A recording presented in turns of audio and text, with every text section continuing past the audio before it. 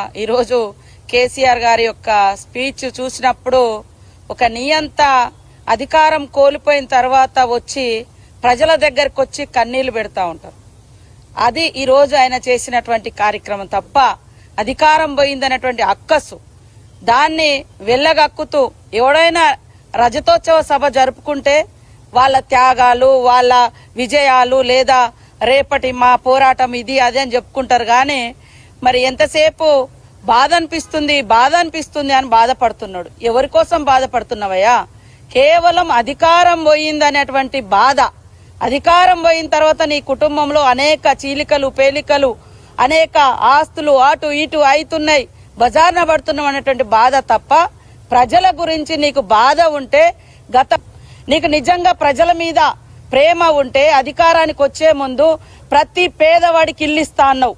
ఎన్ని ఇల్లు ఇచ్చినావు? ఇందాక మా శ్రీనివాస్ రెడ్డి గారు అన్న చెప్పినట్టుగా 80,000 ఇల్లు ఇస్తే దాంట్లో బిల్లులు ఇవ్వకుంటే మొన్న మా పొంగులేటి శ్రీనివాస్ రెడ్డి గారి ఆధ్వర్యంలో సీఎం గారి యొక్క ఆదేశం మేరకు బిల్లులు ఇవ్వడం జరిగింది. అదే కాకుండా మరి ఇంటికొక ఉద్యోగం అన్నావు. మేము 10 నెలలలో 12 నెలలలో 59,000 ఉద్యోగాలు ఇచ్చినాం. అనేక మంది నిరుద్యోగులను వాడుకొని నువ్వు అధికారానికి వచ్చి వాళ్ళని అణిచివేస్తే వాళ్ళు చాలా మంది ఆనాడు ఆత్మహత్యలు చేసుకున్నారు. అదే కాకుండా సర్పంచ్ల బిల్లులు అబద్ధాలను 10 సార్లు చెప్తే నిజమైతుందనే భ్రమలలో ఆ కుటుంబం ఉంది. అందుకనే పదే సోషల్ మీడియా తోటి కూడా తప్పుడు వార్తలు రాయించి మరి తప్పుడు ప్రచారం చేస్తున్నారు. కాబట్టి తప్పుడు వెధవలకు తప్పుడు ఎవరైతే ఉంటారో అలాంటి వాళ్ళకు ఖచ్చితంగా కేసులు పెడతాం. ఈరోజు మరి ఏదైతే మా ప్రభుత్వంలో ఇల్లు ఇవ్వడం జరుగుతుంది, ఉద్యోగాలు ఇచ్చినాము, పేదింటి ఆడబిడ్డలు ఎక్కేది ఏంటిది ఎర్ర బస్సు.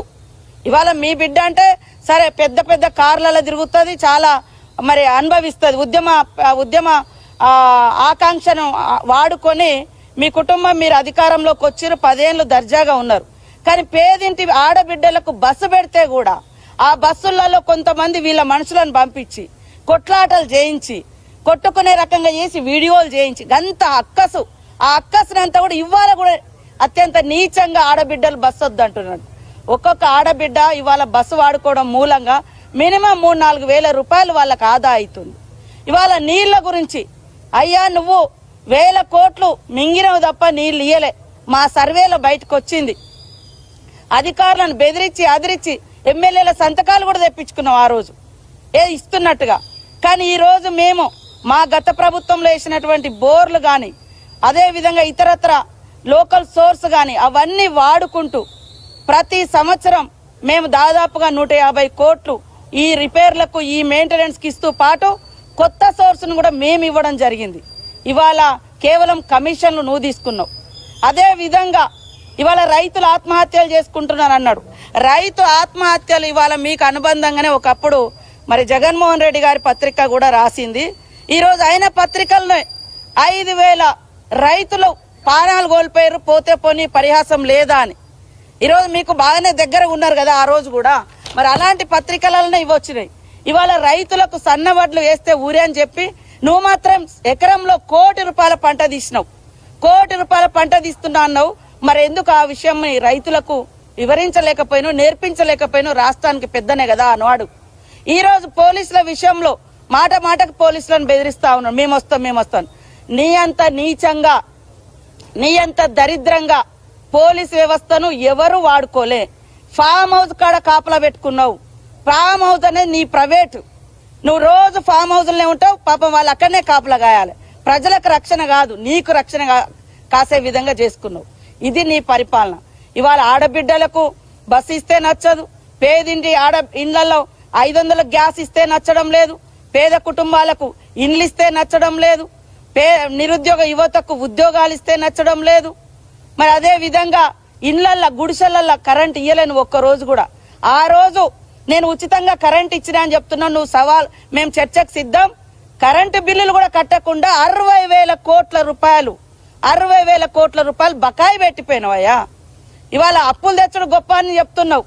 ఇవాళ మొత్తం అమ్మేసి అప్పులు చేసి ఇవాళ ఆ భారం అంతా ఈ ప్రభుత్వం మీద మోసి ఇవాళ మొసలి కన్నీరు ఒక నియంత వచ్చి మొసలి కన్నీరు గారుస్తున్నారు. 10 ఏళ్లలో నువ్వు ధర్నా చౌకను కూడా ఉంచలేదు. ఇవాళ మళ్ళా నీ సిగ్గుగా వచ్చి నీ బిడ్డ కొడుకు అల్లుడు వచ్చి అక్కడ ఇందిరా పార్క్ కాడ మేము ఓపెన్ చేసినటువంటి ధర్నా చౌక్ను వాడుకొని ధర్నాలు చేస్తారు, ముసలి కన్నీళ్లు గారుస్తున్నారు. ఇవాళ బహిరంగ సభను అడ్డుకోవడానికి ప్రయత్నించడం అంటున్నారు.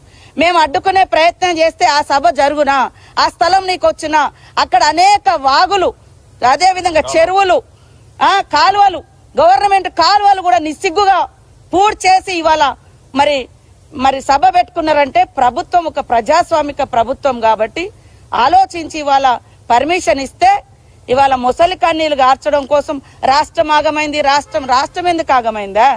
నీ కుటుంబం అధికారం పోయింది కాబట్టి నువ్వు ఆగమైనటువంటి బాధలో నువ్వు ఉన్నావు. ఇవాళ అసెంబ్లీ అనేది రాష్ట్రానికి ఒక దేవాలయం, చట్టాలు చేసేటువంటి, సంస్కరణలు తెచ్చేటువంటి మరి గొప్ప చర్చా వేదిక అసెంబ్లీ అనేది. కానీ ఈరోజు అసెంబ్లీని కూడా సొల్లు కబురు అన్నావంటే, అంటే సొల్లు కబురు అన్నటువంటి ఈ మాజీ ముఖ్యమంత్రికి, ఈ కేసీఆర్ కు మళ్ళీ అసెంబ్లీలో అడుగుపెట్టే అర్హత ఉందా? అసలు ఆ పార్టీ వాళ్ళు అసెంబ్లీలో అడుగుపెట్టే అర్హత ఉందా నేను అడుగుతున్నా.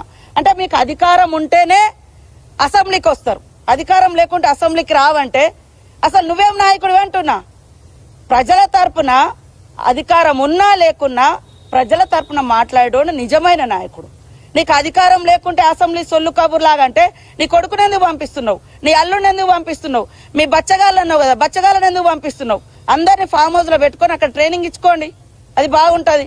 కాబట్టి ఈ రోజు కేసీఆర్ బాధ అంతా అధికారం పోయిందని తప్ప నిజంగా ఒక్కటంటే ఒక్కటి ఈ రాష్ట్రానికి ఉపయోగపడేది గాని వాస్తవాలు గాని ఆయన మాట్లాడలేకపోయిండు. ఒక నియంత అధికారం కోల్పోయిన తర్వాత ప్రజల్లోకి వస్తే ఎలా ముసలి కన్నీరు గాస్తాడో దానికి ప్రత్యక్ష సాక్ష్యం కేసీఆర్ ప్రసంగం. ఇంతకంటే అందులో ఏమీ లేదు, పస లేదు.